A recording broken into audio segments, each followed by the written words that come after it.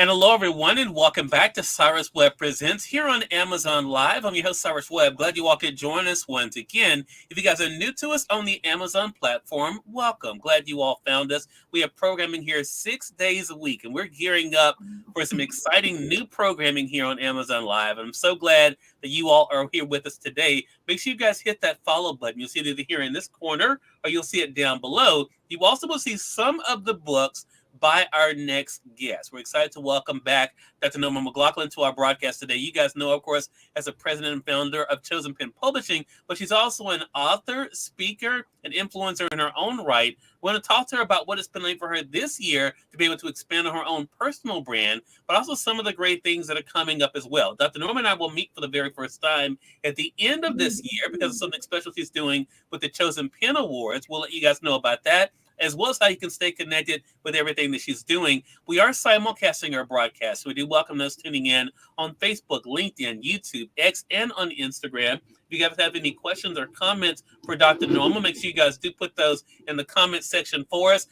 Ellen, hello to you. Good to be able to see you over on the ID side. But Dr. Norma, welcome back to the broadcast. Thank you, and thank you for having me. It's such a great opportunity. It's been a while since we've been together. It has been a while, and we have a lot to catch up on. I told Dr. Norma, expect to be with us the full 30 minutes today because we have a lot to. So I want to begin there because one thing I want to say about you, Dr. Norma, and it's been great working with you, I have to say, but also just watching you walk in purpose. Talk to us about what this year has been like for you. You've literally been all over the world.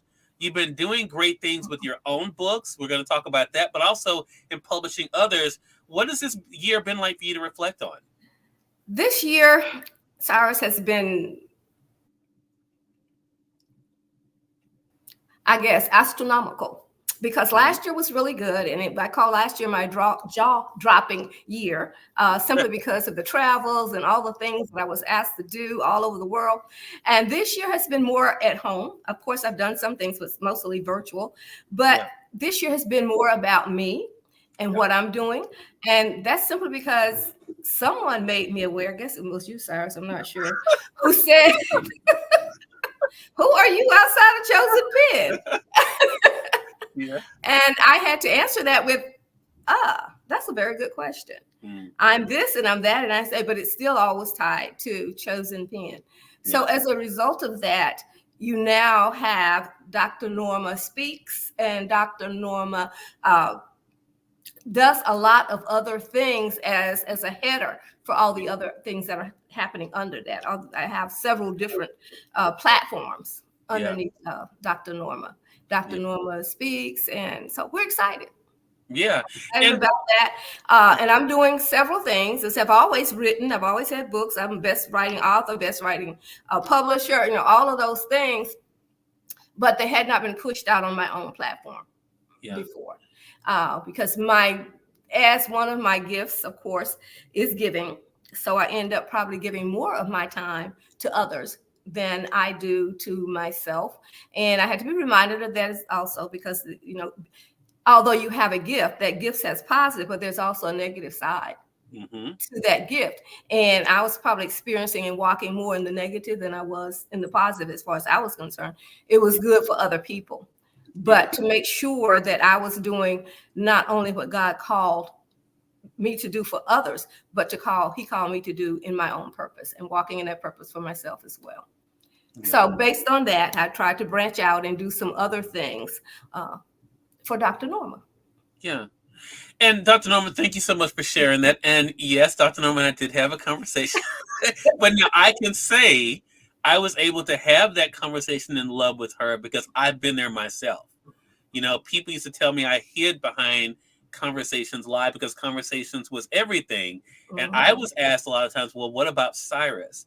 And so now we have Cyrus Webb Presents. We have other things that Cyrus Webb is able to lead. So I definitely know how it can happen, Dr. Norma. And Susan Hartstock, hello to you over there on IG. Good to be able to see you.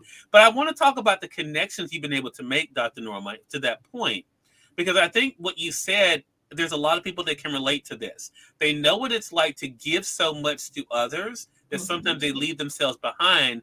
What has it been like for you to embrace the individual gifts that you've been given?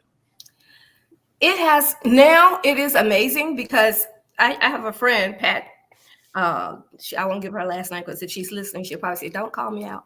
But she used to always tell me, learn how to accept thank you, how to Yeah. be gracious to thank you, to say, you are welcome, thank you, I appreciate that, instead of saying, well, I didn't do this and I didn't do that, don't thank me because of this and that. So that's one of the things that I've had to learn as well, to Yeah. appreciate myself Hmm. for what I'm telling others, what I should be telling myself, what I tell myself, what I should be listening and doing myself.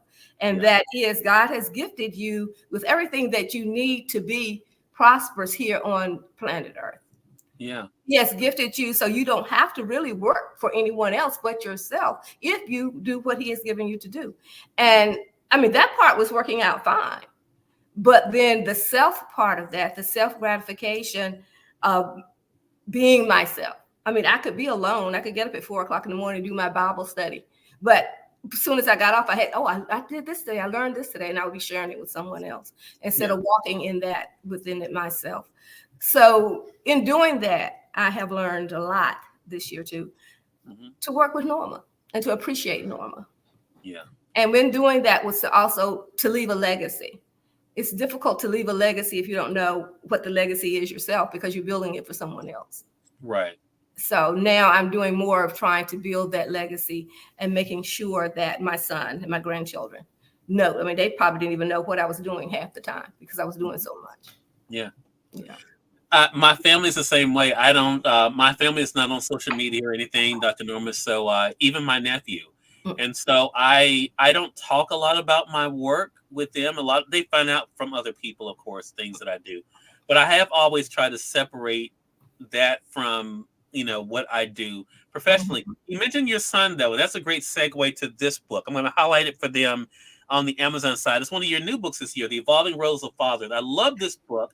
I've been able to share this book now with others. You wrote it with your son, Scott Yes. Tucker McLaughlin, as well. What was that like for you to be a part of this conversation, Dr. Norma, of not only the different roles of fathers for those who may be looking at whether we're talking about being, a co-parent or, being in other situations. What was it like for you to be a part of this conversation about fatherhood and what it means to be a father these days?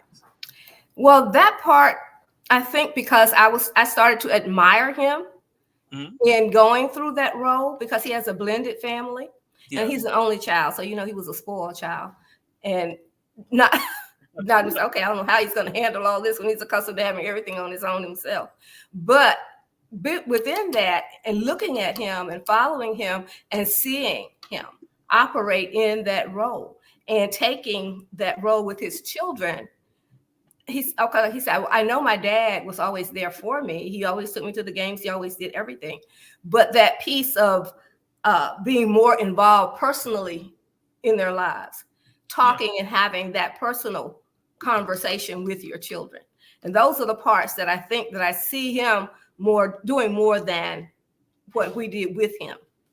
And he actually is there. He talks about the games. He talks about the importance and the significance of playing the game, and not only playing the game, but growing yourself through the game. He talks to his children about, of course you're out here running after the ball and blah, blah, blah, but you're young. This is not, not going to take you into your adult life. Yeah. These are some of the things that you need to learn from the sport. Right. But not only from that, he does everything.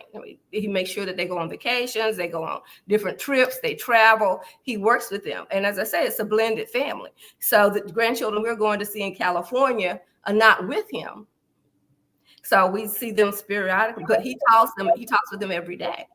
He talks with them about their life, about their school, what they're doing. Do they need help? Do I need to send you anything? That type of thing. So, and talking with him and admiring him through that, I said, well, when I was in Africa and I did a presentation on fatherless boys, and the biggest thing that they said was, we don't know how. We've never had a father. What's the roadmap? How do we get there? We don't know.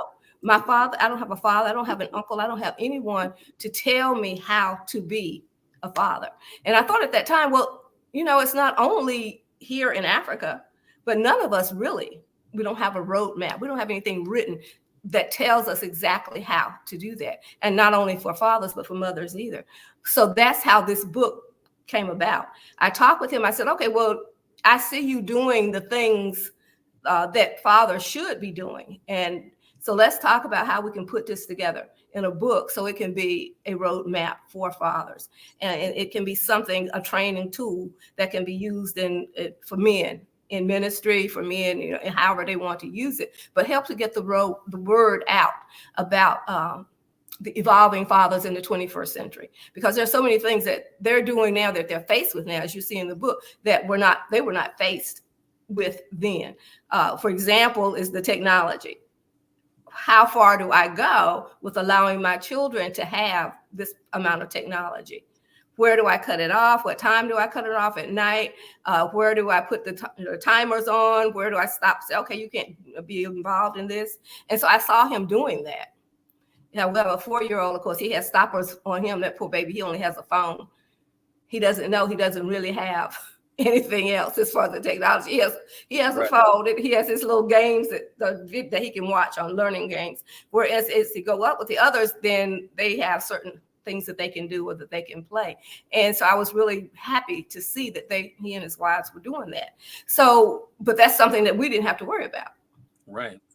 That wasn't a thing that was in our home to work. I mean, I think we went into the computer generation, but definitely not as to now, whether we're concerned about my child being somebody looking at her, following her, my granddaughter following her, because we try to keep close tabs on her and what she does on her phone, and put some tight security on that for her, simply because she's 15 years old, and you don't know who is getting in on that. So those are some things, I think we tackled that in the book as well. So it's just some different things that fathers in the 21st century need a roadmap for.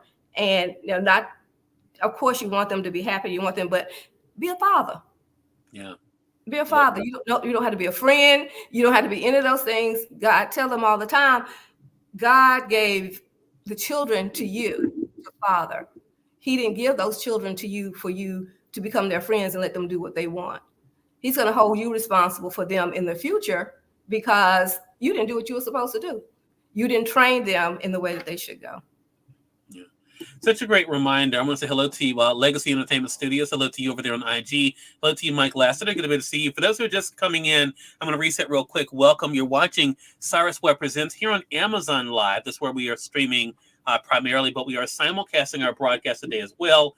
We're on Facebook, LinkedIn, YouTube, X, as well as on Instagram. We're speaking with Dr. Norma McLauchlin. You guys know her as the founder and CEO of Chosen Pen Publishing, but she's also a motivational speaker, media personality herself. She also, of course, is a best-selling author. We're talking with her about her year, but also we were just having a conversation about one of her newest books, The Evolving Roles of Fathers, that she wrote with her son, Scott Tucker McLaughlin, as well. This is available on Amazon, as well as, of course, the guide, the accompanying guide that goes with it as well. And I will tell you, you guys can get the Kindle edition of this book we were just discussing for only 99 cents. The other book I have here, Dr. Norma, is The Forgiveness Game. And again, this is a novel, because you do write nonfiction and fiction. But forgiveness is one of those big themes for you. And that's why I want to bring this up, because forgiveness, freedom, you talk a lot about this. What has it been like for you to not only to have these conversations in your speaking engagements, but also in your workshops, discussing the importance of forgiveness, but also the journey of forgiveness? Well, I can say that now in my adult life, in much just adult life, that I learned that forgiveness, of course, we know as Christ followers that we can't go to heaven if we don't forgive. So that's number one, which a lot of people forget about after they are saved and moved into salvation. And I was one of those people, because I had been practicing ministry, walking around, talking about people forgiving, you need to forgive. But then at one of my Bible studies, I realized that the Holy Spirit spoke to me and said, why, you need to stop and answer this prayer yourself, because you have to pray. I'm telling them, pray, close your eyes, pray, breathe, and ask God to reveal to you who you need to forgive. And I'm going through this process, just telling them what to do. And then the Holy Spirit says, you need to stop, because you still have unforgiveness in your life. And I'm going, no, No, I don't. There's no unforgiveness. I've forgiven everybody. I haven't wronged, being really, really feisty with the Holy Spirit. I haven't wronged anybody. But enduring that, he revealed two things to me. Of course, one was the unforgiveness of my brother-in-law, which this whole book that you see there is based on. And also for a race of people. Because in high school, I integrated our high school in the 9th grade. And I went through that from 9th grade through 12th grade in that role of not fighting back, not talking back. I was chosen to do that because I was the person who didn't physically fight, although I did when I was much, much younger. But I did not at that point in the 8th grade do that. And so I didn't understand. I didn't realize at the time that I was harboring a lot of unforgiveness towards people, not only people, but of the race of people for my treatment during that time. But I didn't do that. I didn't even realize I was going to quit. And the guy and I were having all these conversations, and he was saying, you've been chosen to do this. It's such, all that part. But so both of those pieces. So I did with my brother-in-law.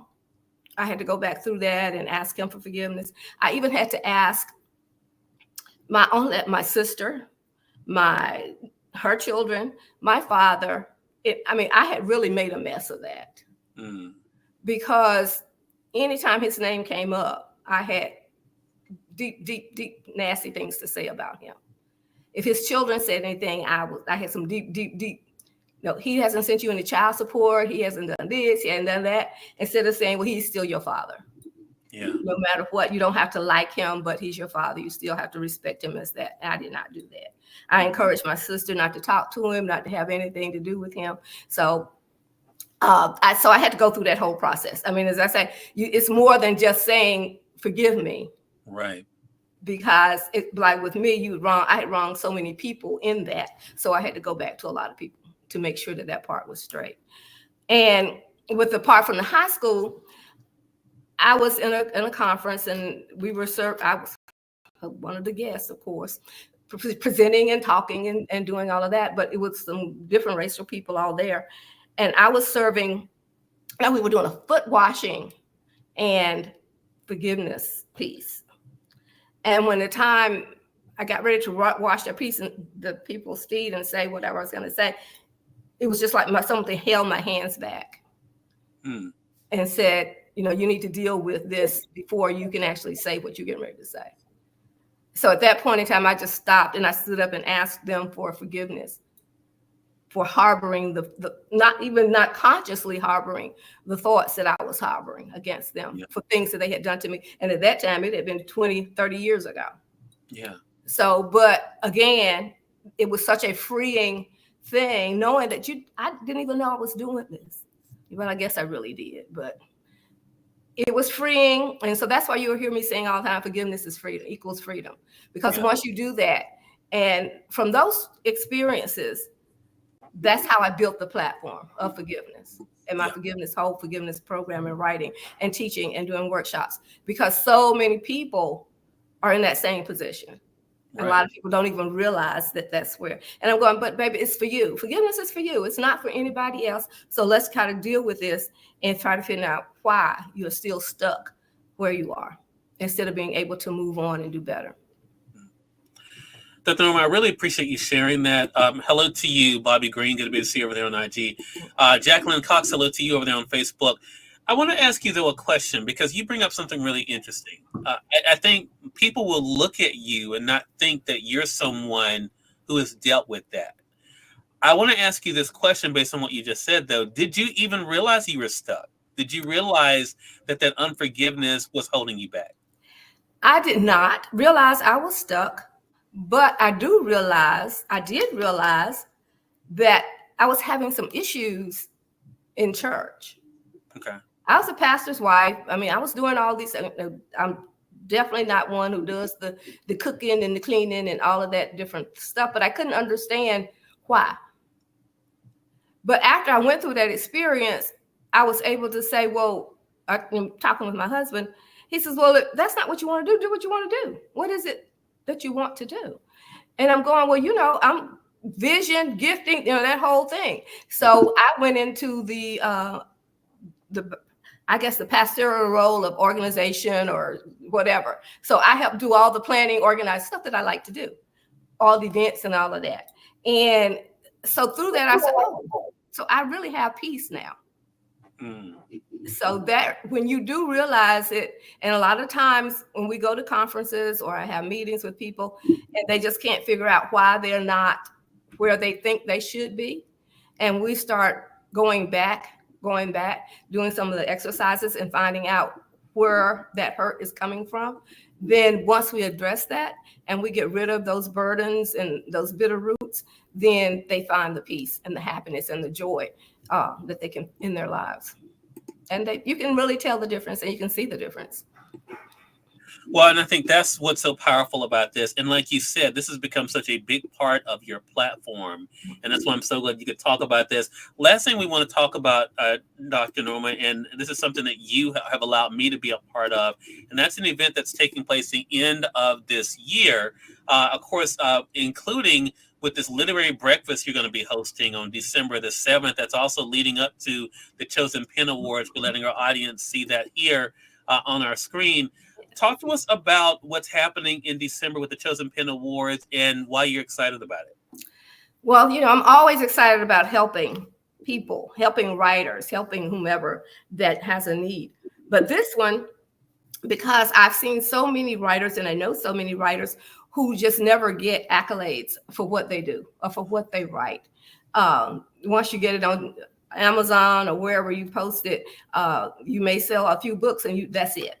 Mm-hmm. But this particular program or event is to help those people, if you is to feel that you have accomplished something, and through that accomplishment, you will get an award for what you have done. And if you don't get an award, you will also get feedback on why you did not. Okay. Things that are, what's the difficulty? What's wrong with your book? What can we change? What can I help you with in order for your book to be the best that it can actually be? So I'm excited about that part. Also, of course, I'm excited about the people coming and receiving the awards and all of that. We're also, if you don't, I don't know if she has it on there, but we're giving out some Presidential Lifetime Achievement Awards that day as well. So I think it's just going to be a wonderful, wonderful event to celebrate our people, to celebrate authors, to celebrate any type of writer, to celebrate those people who've been giving back to the community. So as I said, we're really, really excited about it. If you haven't heard anything else about it, if you want to know more about it, I think there's something there that tells you how to go to chosenpen.com literary gala to get more information. And we'll be more than happy to get it. And the gala itself is during the awards ceremony, and it's going to be phenomenal, a red carpet event. So please come and join us for that as we celebrate others. The tickets, as you can see, are $50 for adults and $20 for children. If you're coming, please get a table or have someone sponsor a table for you so you can have people there to celebrate you as well. So again, as I say, we're very, very excited about the Literary and Lifetime Achievement Awards. Gala. And we'll be linking that up as well. So definitely make sure you guys go to Chosen Pen. Chosen Pen is going to be the place where you guys can go pretty much for everything that Dr. Norma is doing, as well as with Chosen Pen. And again, it's been great watching the evolution even of Chosen Pen, Dr. Norma, even in the short time that you and I have known each other as well. So it's great to be able to see it is so much more than just publishing others' books, as you've been able to do. I've interviewed some of your authors on my radio show, Conversations Live, but also, of course, to be able to see what you're doing to help to give them other opportunities, tech talks, and other opportunities for them to really says a lot. So again, make sure you guys head over to chosenpen.com for all the information about what we discussed here, about what Dr. Norma is up to, but also about the Literary Gala, as you just heard her mention. And for books, of course, you can get those here on Amazon. So make sure you guys do take advantage of that as well. Dr. Norma, it is always a pleasure. Glad we had this time one-on-one to be able to talk today, and looking forward to speaking with you again soon. I thank you, and I really, really appreciate the opportunity. And I also want to shout out, we also have our podcast and blog talks, so look forward to seeing that in the future. Exactly. Make sure you guys stay tuned. A lot of great things happening with Dr. Norma as well as Chosen Pen. Thank you all again for being with us here for Cyrus Webb Presents. Until next time, you all make it a great one. We'll talk to you soon. Take care.